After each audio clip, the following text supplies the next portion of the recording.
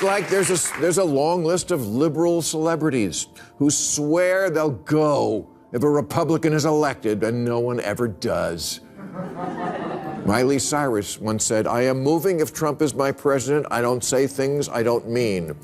Here she is looking miserable, having to endure America at the Grammys last Sunday. I guess she flew back from Tajikistan. In 2016, Eddie Griffin said, "If Trump wins, I'm moving to Africa." Apparently very slowly, because in Trump's 4 years, he only got as far as Van Nuys. George Lopez once said that if Trump won, he won't have to worry about immigration. We'll all go back. George Lopez still here. In Russia, just referring to the war in Ukraine as a war can get you 15 years in the fabulous prisons made famous by some of the world's most famous novels. You think America's evil because we didn't nominate Margot Robbie for an Oscar? Just wait till you get thrown out the window of your very own dream house. Bill Maher is calling out woke celebrities, and it's hilarious.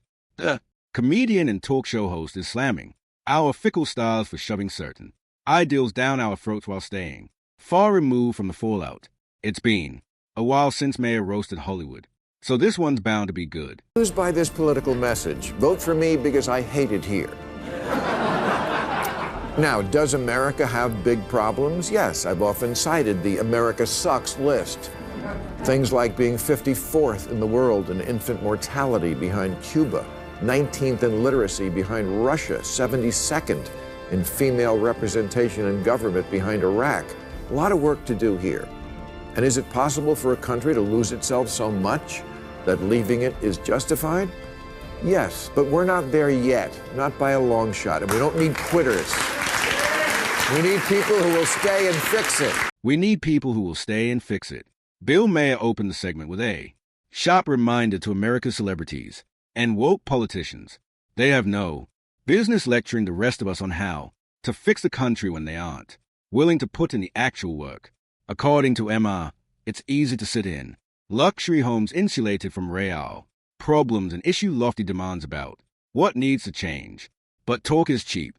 If you're not rolling up your sleeves, paying the price, or making sacrifices, then you're just another voice adding to the noise.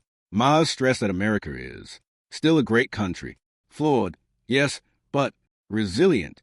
And if we want it to keep improving, the answer isn't endless whining, finger-pointing, or performative activism. What the nation needs is action. Citizens willing to get involved, solve problems, and take responsibility instead of waiting for someone else to do the heavy lifting. Maybe the problem isn't that America isn't worth defending. Maybe the problem is that lots of people today are entitled whiners who have no perspective and no idea how good they have it.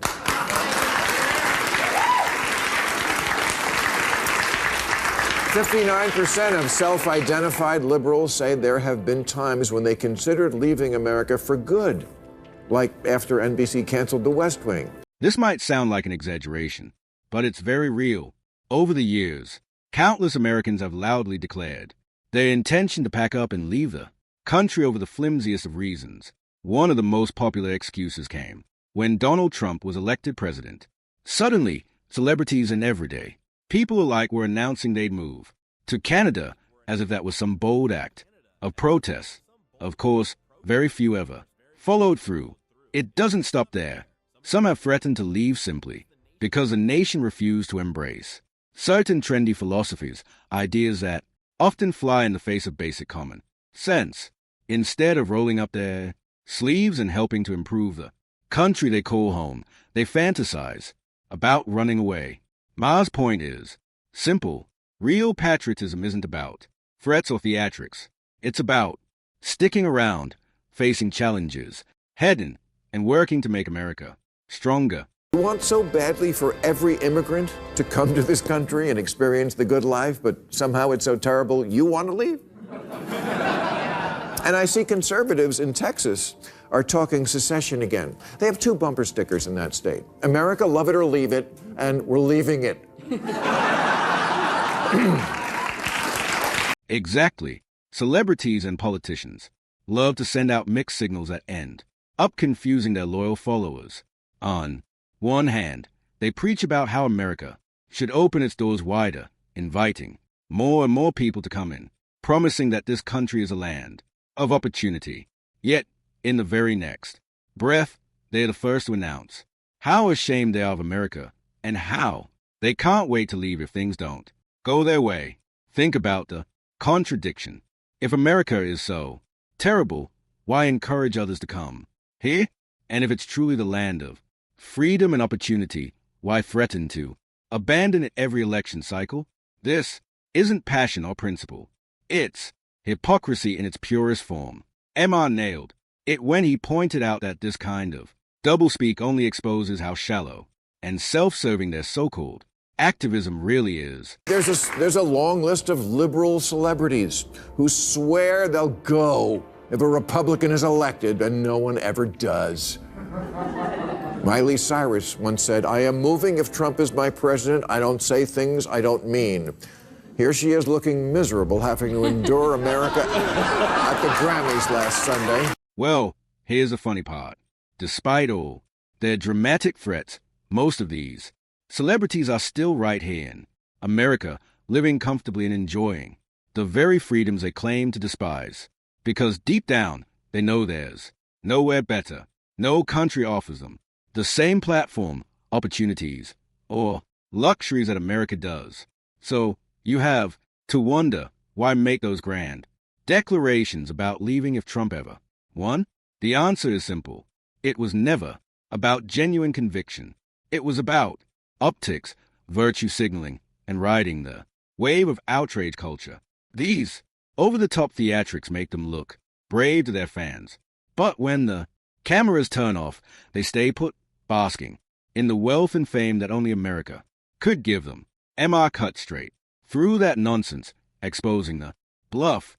It's not courage, it's theater, and the only thing they are really committed to is their own image. I guess she flew back from Tajikistan. In 2016, Eddie Griffin said, "If Trump wins, I'm moving to Africa." Apparently very slowly, because in Trump's 4 years, he only got as far as Van Nuys. George Lopez once said that if Trump won, he won't have to worry about immigration. We'll all go back. George Lopez still here. This is exactly why I can't bring myself to take celebrities seriously when they lecture the rest of us about politics or morality. Their reality is nothing like ours. They are shielded by the millions they've made living in gated mansions, flying private jets, and knowing full well they can build a castle in any corner of the world if life here ever gets uncomfortable. Meanwhile, regular Americans are stuck dealing with real problems, mortgages that keep us up at night, rent that eats away at paychecks, and the daily struggle to put meals on the table. That's a stark difference. For us, politics isn't a stage for virtue signaling. It's survival. That's why we'd rather listen to political leaders who actually wrestle with policies that touch our lives directly, rather than celebrities whose version of struggle is deciding which luxury resort to vacation in. Their lectures just don't carry weight. The TikToks telling Americans things like, fucked. I think the new American dream is to leave. I'm 18 years old and I escaped America. Yeah, you don't have to escape America. That wall we're always debating isn't to keep you in. Now, this is where it really gets funny. Some of these so-called social justice warriors act as if America is no different from North Korea, as though people here are trapped with no right to leave. The irony is almost too much to handle, because here's the reality. Nobody is fighting to immigrate to North Korea, and certainly not to build a life, raise a family, or pursue their dreams. They're quite the opposite. North Korea is a prison state where freedom doesn't exist and its own citizens risk their lives just to escape. Meanwhile, the United States, the very country these activists love to bash, remains the #1 destination for people all over the world. Why? Because America, despite its flaws, offers opportunity, safety, and freedom like nowhere else. Maher's point lands perfectly. If America is so awful, why is the entire world still trying to get in. Not out. Public just ran a story about the vulnerable minorities who want to flee America, including the author, a gay man trapped in the dystopian homophobic hellscape that is New York City. I wonder if he knows that there are 66 countries where just being gay is a crime. Cute story in the news last month. Burundi's president called on his citizens to stone gay people, and not in the good way. Wow, suddenly the don't say gay law doesn't sound all that bad. As for the LGBTQ plus community, let's be honest, America is their haven. I genuinely can't imagine anywhere else in the world where they'd feel safer, more respected, and more tolerated than right. Here, in the U.S., they enjoy legal protections, representation in politics, and media, and the freedom to openly live their lives in ways that would be unthinkable in many other countries. They have platforms to speak, communities to belong to, and rights, safeguarded by law. So why the constant talk about leaving? Where exactly are they planning to go that offers more freedom? Even Europe, which is often painted as more progressive, still struggles with violence, discrimination, and policies that fall short of full acceptance. The truth is, for all its imperfections, America remains one of the safest and most empowering places for LGBTQ plus individuals. Maher's point couldn't be clearer. They already have it all right here. Uganda? Oh, they don't just give you a ticket for parking in the rear.